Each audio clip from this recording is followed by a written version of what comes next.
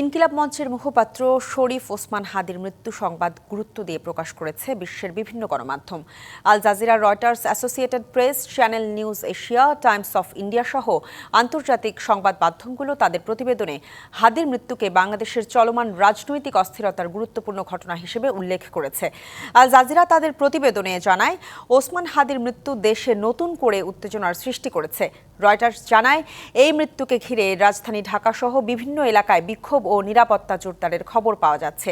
Channel News Asia এবং AP নিউজের প্রতিবেদনে বলা হয়েছে, হাদির মৃত্যু বাংলাদেশের অভ্যন্তরীণ পরিস্থিতি নিয়ে আন্তর্জাতিক মহলে নতুন করে দৃষ্টি আকর্ষণ করেছে। বিভিন্ন মানবাধিকার সংগঠনও ঘটনার সুষ্ঠু তদন্তের আহ্বান জানিয়েছে। বৃহস্পতিবার রাতে সিঙ্গাপুরে চিকিৎসাধীন অবস্থায় মারা যান তিনি।